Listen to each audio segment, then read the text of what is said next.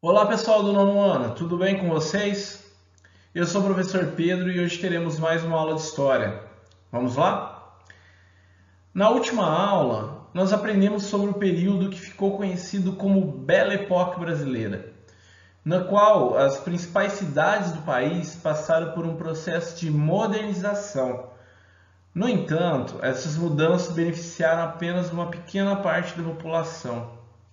Hoje, nós vamos aprender um pouquinho mais sobre as condições sociais do Brasil no início do período republicano.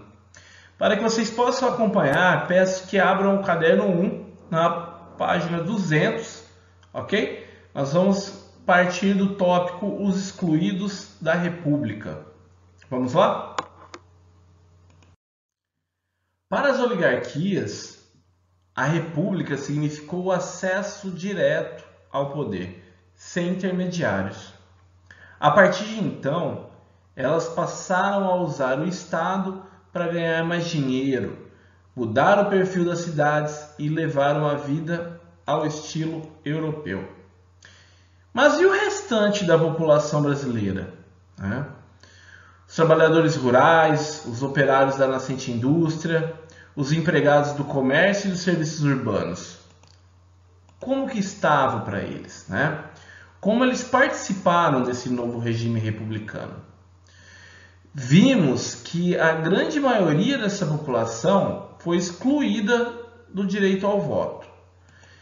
Isso, porém, não significa a ausência de participação política durante a Primeira República. Essa população se manifestava assim, mas por meio de críticas que era publicado em parte da imprensa, a partir de protestos, rebeliões, saques e greves. Em suas lutas políticas, os grupos populares tiveram de enfrentar intensa repressão. A maior parte das suas reivindicações era tratado pelas autoridades como caso de polícia. Apesar disso, né,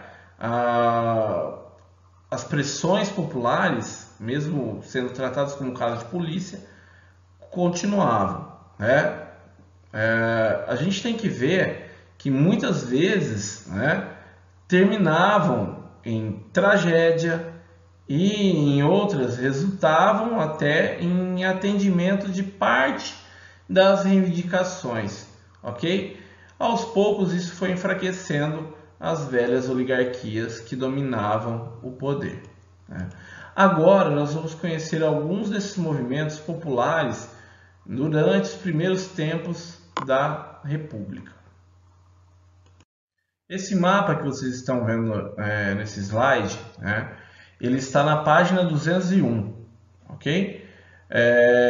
Sigam o tópico Antônio Conselheiro, José Maria e Lampião, vários lados da mesma questão.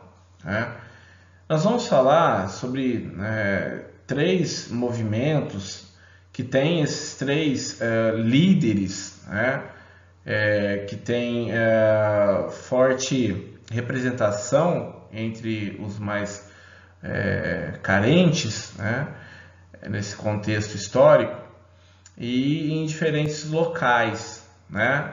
Mas que viviam os mesmos problemas. Né?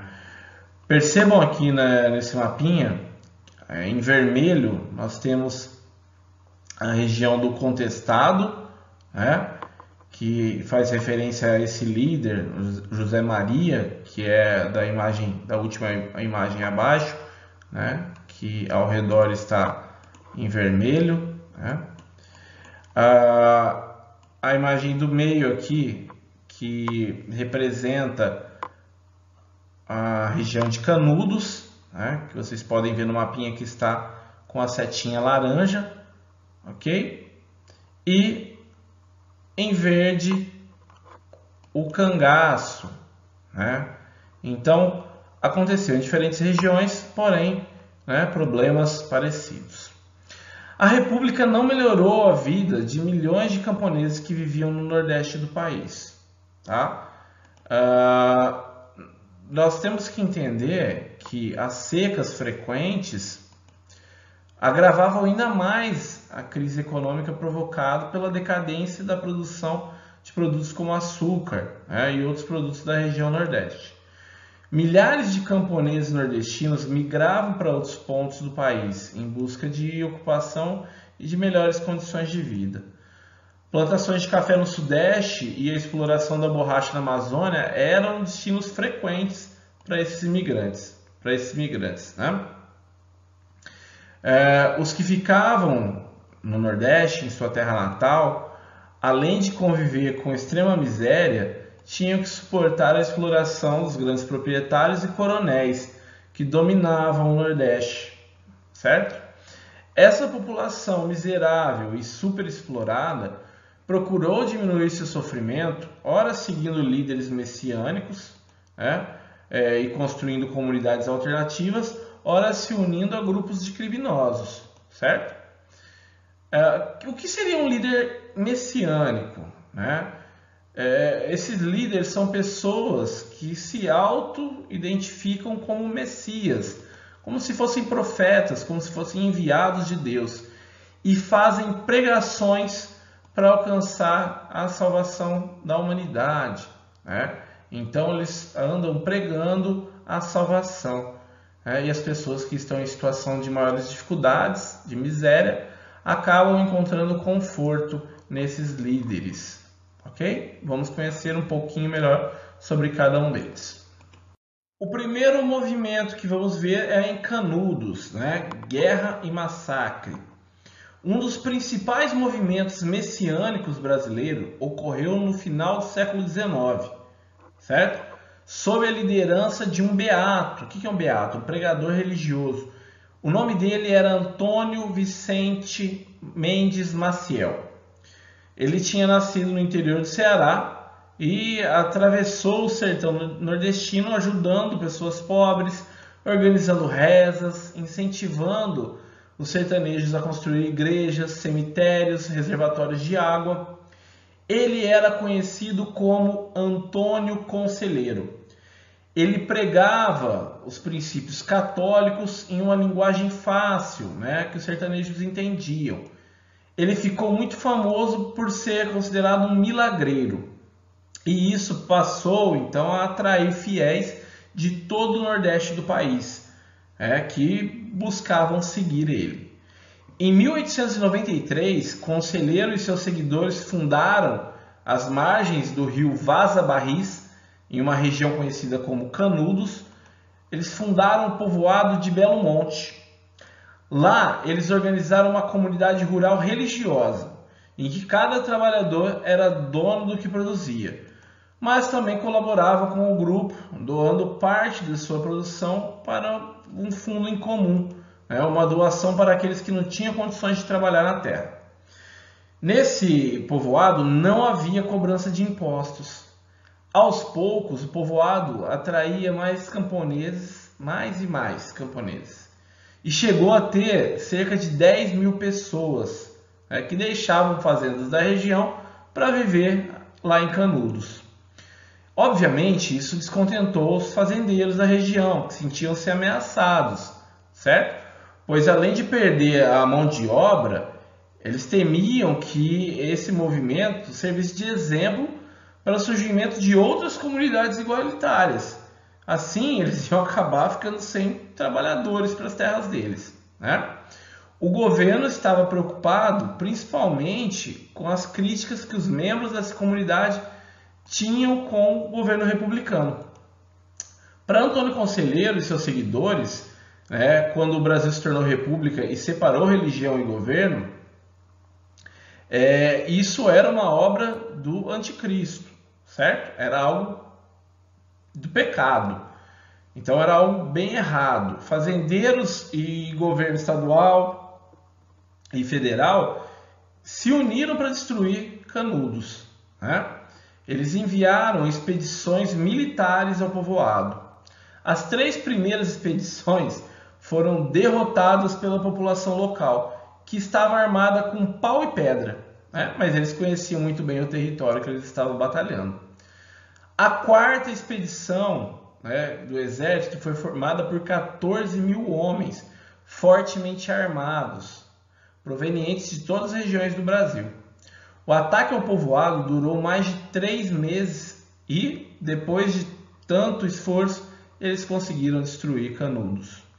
A vitória das tropas do governo aconteceu em 5 de outubro de 1897, 4 anos depois da fundação de Canudos. É interessante apontar que, nesse contexto, o jornalista Euclides da Cunha foi enviado para a região como correspondente do jornal O Estado de São Paulo. Além das reportagens jornalísticas, a experiência dele no local possibilitou que ele escrevesse um dos grandes clássicos da literatura brasileira, Os Sertões. No livro, a destruição do povoado é narrada de forma dramática. Canudos não se rendeu, pessoal. Foi um exemplo único em toda a história. Resistiu até o esgotamento completo. Caiu no dia 5, ao anoitecer, quando caíram os seus últimos defensores que morreram. Eram 4 apenas. Um velho, 2 homens feitos e uma criança, na frente dos quais rugiam raivosamente 5.000 soldados. Aqui ao lado, pessoal, nós temos um retrato de Antônio Conselheiro. Nunca foram encontradas fotografias dele, dele vivo. Essa imagem foi feita com base em descrições sobre ele. Já abaixo, nós temos uma representação do Arraial de Canudos, feito com base nas informações de militares que combateram esse povoado. Repare, pessoal, na grande quantidade de casas, casas simples construídas por seus habitantes. A quantidade de habitações permite afirmar que um grande número de pessoas viveu nessa comunidade. Nessa foto, pessoal, uma fotografia de Flávio de Barros, que data de 2 de outubro de 1897, ela foi tirada 3 dias antes do ataque final dos soldados a Canudos e retrata moradores que tinham se rendido. Vocês podem observar que o grupo era composto em maior parte por mulheres e crianças, certo? Porque ataques anteriores tinham assassinado a maior parte dos homens. Bom, pessoal, na aula de hoje vocês conheceram algumas formas de organização e resistência popular que ocorreram nos sertões no período da Primeira República. E na próxima aula vamos continuar, vamos ver sobre o contestado, sobre o cangaço, e também iremos, na próxima aula, conhecer sobre algumas revoltas que aconteceram nas cidades. Ok? Pessoal, espero que tenham gostado da aula. Ao lado está o meu contato, caso vocês tenham dúvidas. Bons estudos, muito obrigado e até a próxima aula.